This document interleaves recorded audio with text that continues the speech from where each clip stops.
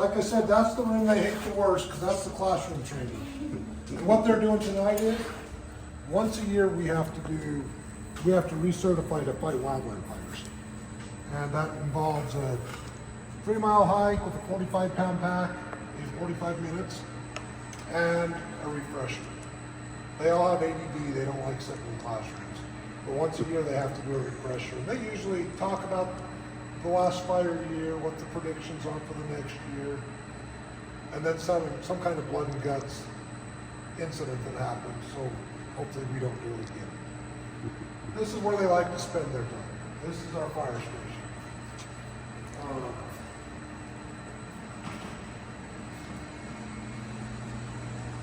When we get our calls, this place is kind of a circus. We all carry pagers, and it just tells us where it is and what kind of fire we have. Whoever's closest gets here, it's actually a pretty good system. We actually have better response times than full-time departments in the city. Everybody's always responding and everybody's everywhere. Most guys keep their gear in here. If they live a ways out, some of them will take in their bags in the back of their truck. So I use mine for school days, so it's not hung up. But they basically come running in here, grab their gear. They're sitting on their way to the truck. They're supposed to practice and practice. To get their fire one, they got to pull the seat up in less than a minute. The reason we keep practicing is usually you're doing this in the middle of the night. And got to be muscle memory. We call this bunker gear for Texas in high heat. Actually super expensive. That's the biggest issue we're up against always, is funding. That little set of clothes right here is about $4,000. And they expire after X number of years. Somebody got a good deal with the government to keep selling them. And we got to keep 25 sets of them going all the time. So this is where everybody grabs their gear and they come out, and then we decide what trucks we want to use.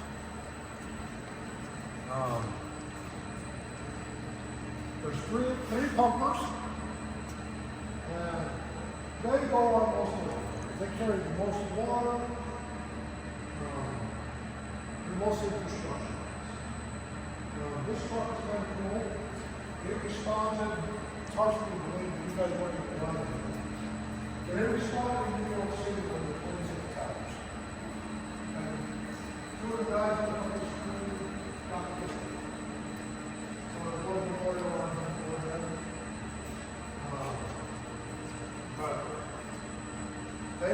this truck was damaged a little bit, got repaired. I think they had lots of grant money, so we ended up buying this truck used from them New York. This is the pumper. This is actually the only new pumper we've ever had. This one is 8 or 9 years old. This is our new truck. It's like 13 years old.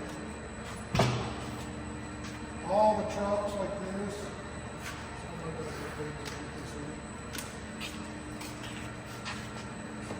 They put their inside of each seats, the air packs. Those have got ridiculous too. Those are about 6 grand. So that's the biggest dilemma. Fire trucks have got ridiculous. We got on a capital projects list to replace our ladder truck, which is the next truck over there. We walk around there. But these trucks just carry lots of water, lots of hose, lots of tools. All your house fires they go on, even those car wrecks, because you never know what tools or water you're going to need. This truck's interesting because most trucks can't pump and roll. This one can pump while it drives. There's a joystick in there like a video game, and the guys can spray foam of water off the truck right now. This old beat up truck we got from West Valley, I think it cost us 10 grand for the truck and $100,000 to get it certified. But we started trying to get a new one about 8 or 9 years ago, and we first put on the capital projects list, it was about $680,000. 10 years later, when we finally got it, they're $1.8 million. It's just for a simple water pump. I'm sure you can guess what we use them for. To get on houses safely. Actually ours, we use an oil field more than anything. Lots of big tanks full of fuel out there to catch on fire. We got to get above them to safely fire them. And this truck is terrible to get off any good road on because it's so long. So the new one we got is actually shorter. It has 25 foot longer miles, so the technology is not right. But as it stands, the whole district's budget for 100 certified firemen on 24/7, probably 40 trucks and 5 stations, is less than the cost of one truck. So, don't know what's going to happen there, but we're lucky to have what we got. And for a little town, we've got a lot. This old truck we call Bertha, the red one, she was the first truck Naples got. It was a demo truck. And Naples became a city when I was you guys' age. And probably still pumps better than any truck we have, so we don't have to get rid of it. They last forever. This old pickup, he's got a brush thing on it. We switched it over. Now we got stuff for trench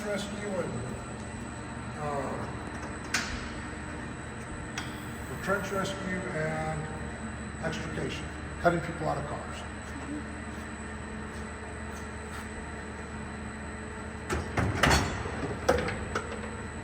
Times changed since I've been a fireman. These are all battery powered. This is the old one we have. And hooking the hydraulic power.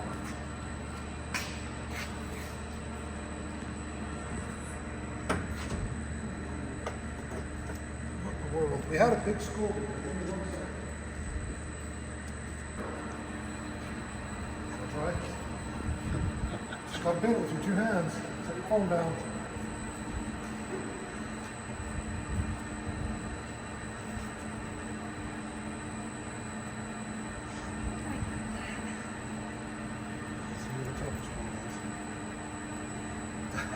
Not working?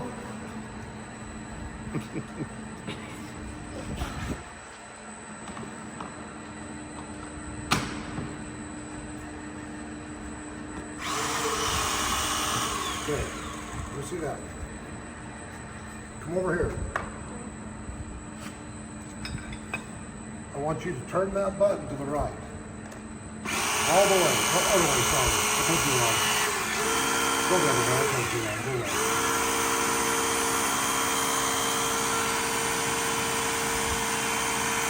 Just keep going.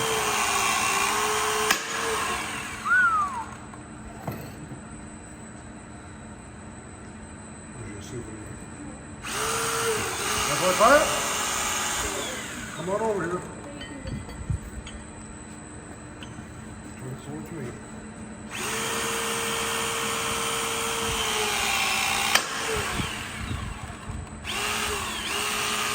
Yeah, so you can see. Come give her a shot. Yep.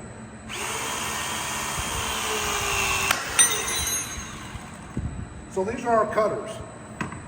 We use these, what you can guess is to cut things. These are the spreaders, and they're also basically great big pinchers.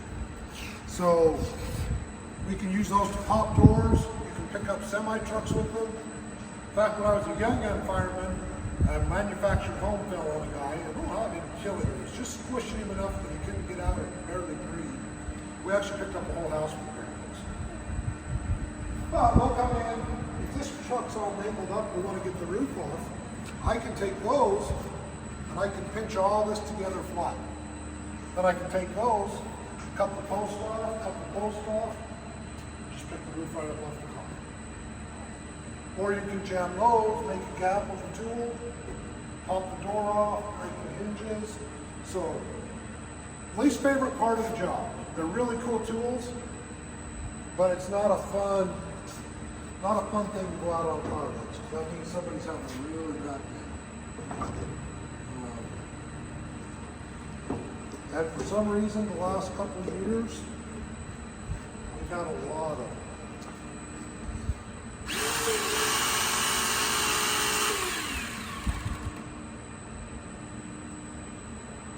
Come on yourself. Try it. Now, keep in mind, you're as big as some of those firemen, tall. Where are you going to be working at?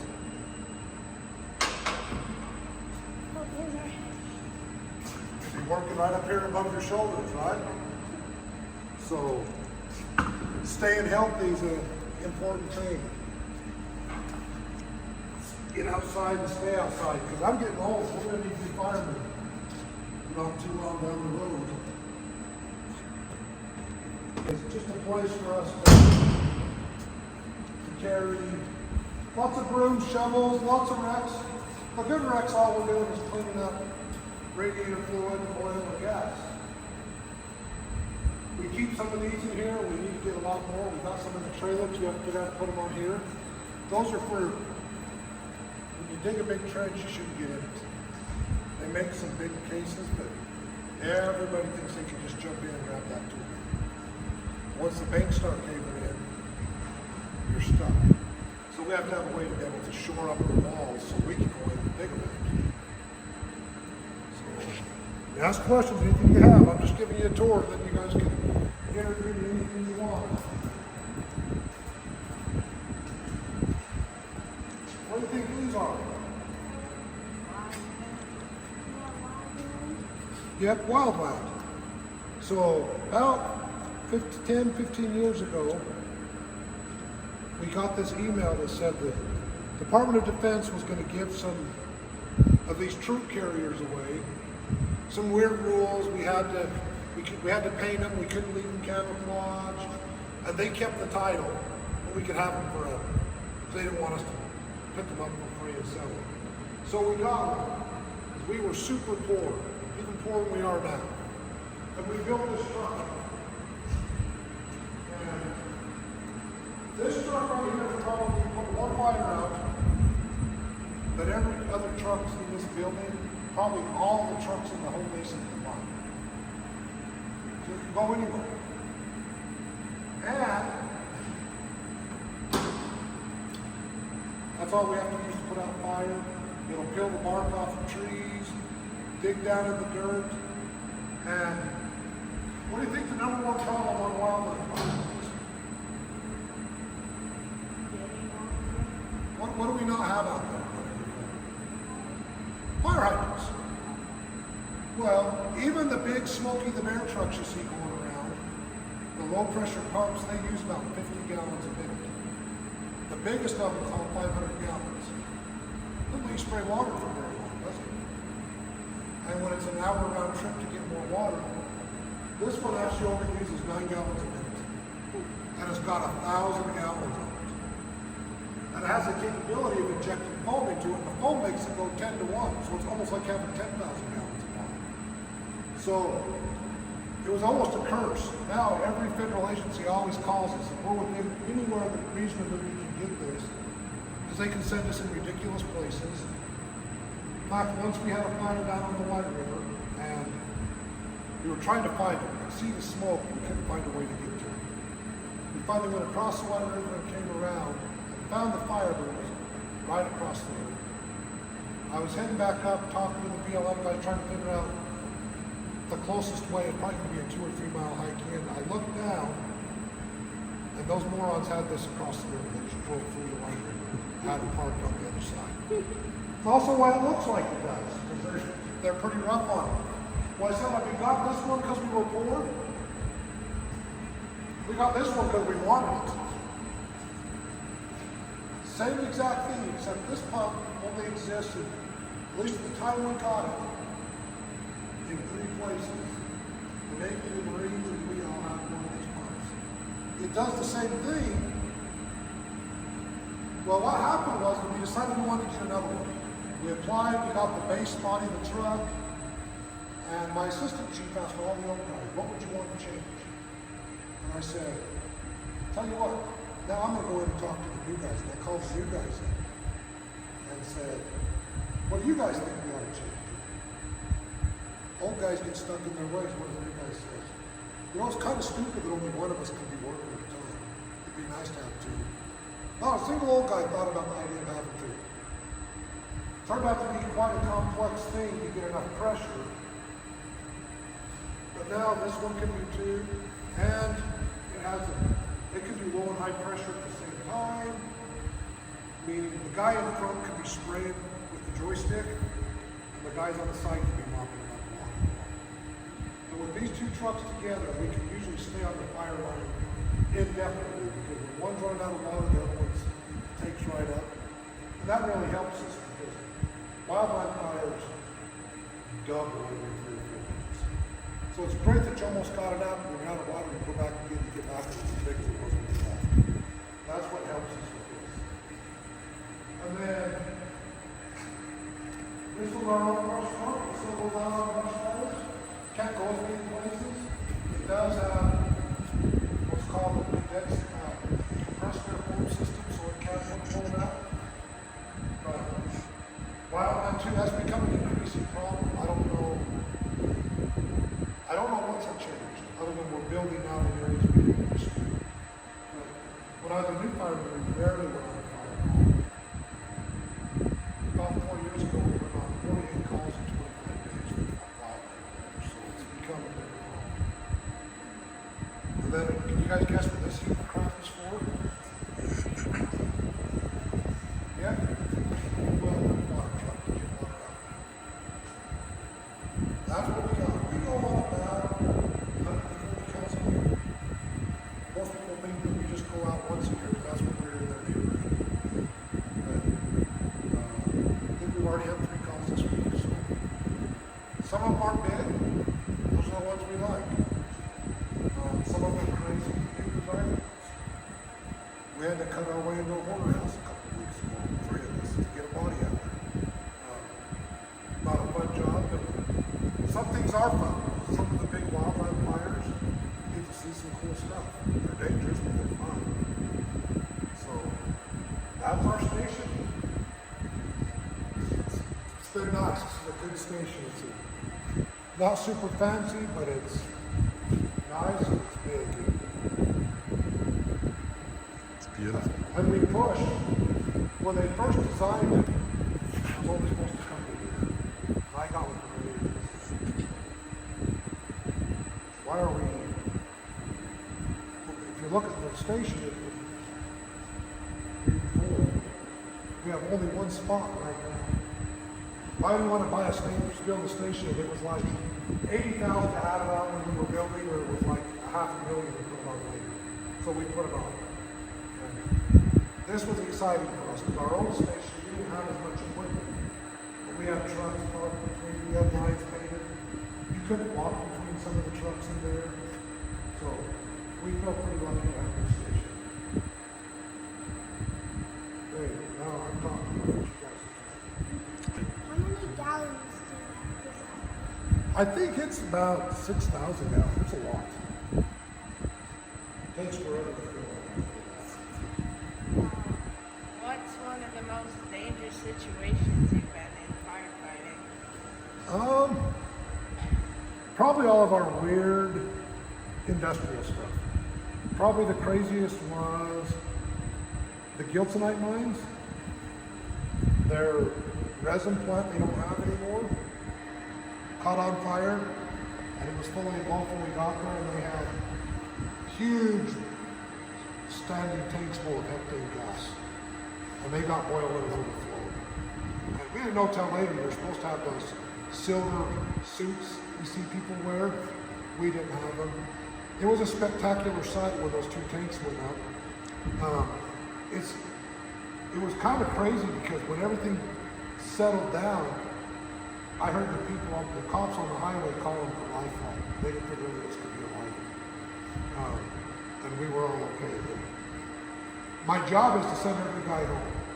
Every single call has the potential to kill you. But we try to look at how, houses are meaningless pieces of, most people want their house to be nice, they do. It's just stuff.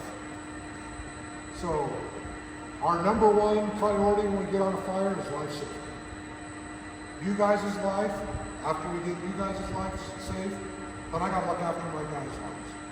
Then we go to property preservation. And we do want to save houses, but we try to not be stupid. Most firemen get killed saving the insane. The house is already fully engulfed, you're not going to use it. So, we sometimes do stupid things, but we really have no business sometimes doing that. I would say the most dangerous is probably still wildlife fire. I don't think anybody can comprehend the force and the speed. We had a wildfire that the highway patrolman started, a major. And I remember the wind was blowing pretty hard that day, right in the middle of the day in the heat. And I went down to try to find an access and turned around. And I was going 40 miles an hour and the head of the fire was keeping up. So, if you're not smart, that's why they're in there learning that stuff right now. If you're not smart, they can surround you and kill you. And I got surrounded when I was a brand new fireman. There was a fire up by Dutch John. And I was the moron that got left at the gas station with 4 other guys in that little truck over there. Walk over, I'll show you how hot it got. And the truck was parked way behind us. The fire used up all the oxygen from me, and that was scary.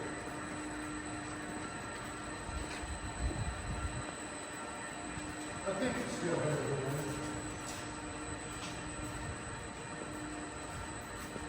Yeah, this was parked about 100 feet behind us. Melted the headlights on this thing. So they can get hot. But everything can be. Car wrecks can be dangerous. That's why we usually have a safety officer. One guy's job is to stand back and watch, because we get focused and we don't see things that can get us hurt. So, yeah. No more questions? Why is there a phone on that? A phone? A phone, yeah, on the pump. Oh, this used to be wired into the radio. Doc, this is from the early 80s, dude. This was high-tech stuff back then. This is what all of our phones look like. But this one, they can hear the radio, all 4 things, and talk on the radio. I had that button right there to push to talk. So it was just a radio. I don't think it's worked since I've been here, and I've been here 25 years. What's the biggest fire you guys ever seen? Boy, they're all different. Some really, really big wildland calls. When the explosion happened down in the industrial park, it wasn't a very big fire, but there was basically a square mile level.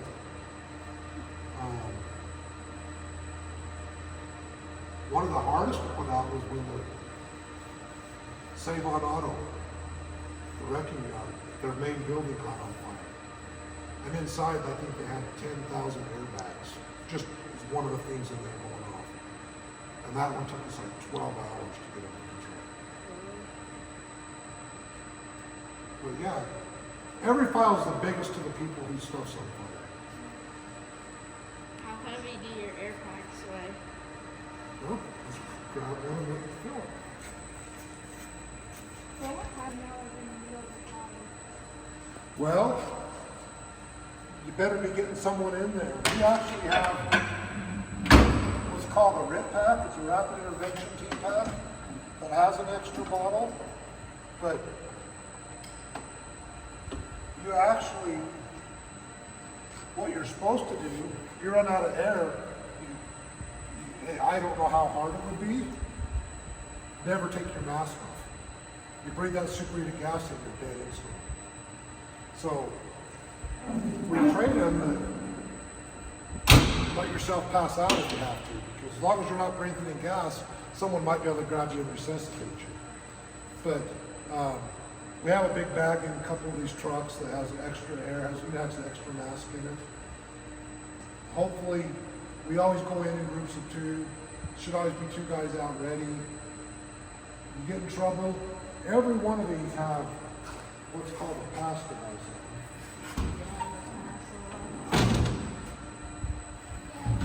This is one of our local ones, so I don't know if it's good.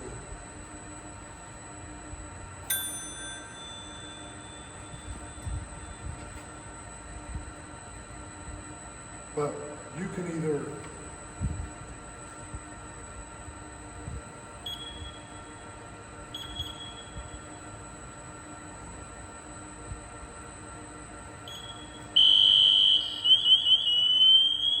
if a guy quits moving, this automatically starts going off. And it gets louder and louder and louder if he doesn't keep moving. And we just shake to turn it off.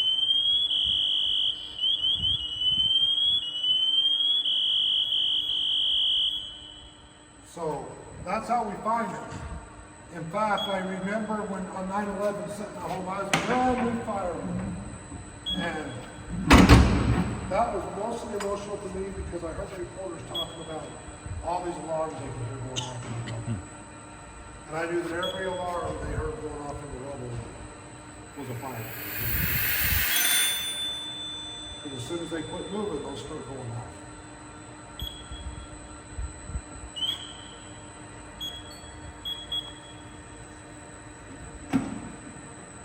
That's how we find a guy. Or he can push that button I did if he just knows he's in trouble. That tells everybody. Someone's in trouble, sends off a blinking light, and that's how we do it. Maybe somebody else. A new firefighter? Okay. B-Man. All right. Okay, who's going first? Oh, we got another one. What's your name? Satara. Satara. I'm John. Introduce yourself. Nice to meet you guys. All right, Parker, go. What made you become a firefighter? Go ahead. Me? Well, my dad was a wildland firefighter when I was growing up, and then we moved here, and he started on this exact station about, what was it, 10 years ago? I'd say 5, but maybe. Which, if your parent is on the station for about 10 years, then you become a legacy. So I just grew up around it, I thought it was fun, and I'm an adrenaline junkie. I like the adrenaline. Perfect. Same for me. I grew up around it all my life, and I enjoy the thrill it has, but also the joy of helping others. And being a firefighter is a lot of chance and opportunity to help others and be an asset to the community, I guess, being able to lend a hand when a hand's needed. What's your favorite part about being a firefighter? Favorite part? Just seeing the good. Being able to see a bad situation turn good. And as firefighters, we get to see that a lot. So. I like to see the kids growing up here, events, the joy on their faces, Perfect. getting to run their equipment and everything. Yeah. What kind of training did you guys have to go through to become a firefighter? Every firefighter right off the bat, we go through what's called Firefighter 1, and that encompasses a lot of different things. That encompasses learning how to run the tools, the equipment, learning different types of fire, learning command structure. You know, on a fire scene, there's levels of command to keep things organized, and then also dealing with different incidences, whether it be wildland, hazmat, structure fire, there's a lot of different things, right? So Firefighter 1 encompasses a lot of that. That's the first certification you get to become a firefighter. Every firefighter goes through that initially, and then to keep up on that, we all come to training once a week. That's what we're here doing tonight. to freshen up on those skills, those topics. Does that answer your question? Yeah. Okay. Do you have anything to add to that? Not really. Yeah. There's a series of tests that we do, both written tests and skills tests to pass that off. But that's about a 6-month training course, I would say, on average. Finish it up. Yeah, 6 months. Perfect. I'll finish in June. So how long have you both been firefighting? I'm freshly 18 of February, so I just went through the Firefighter 1 class. It's a lot of knowledge that is well used, but goodness gracious, it is a long 6 months, I'll tell you that. And I've been doing it for about 10 years. Okay. So, Awesome. right around there anyways. I don't know the exact math, but around 10 years. Perfect. How much is that money? That one's dead Fred, right? You want to fill them? I'm guessing probably 150 pounds.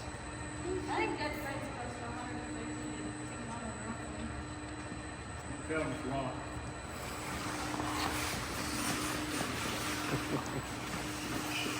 Go through the dragon. Go right here. Go with the way to touch that.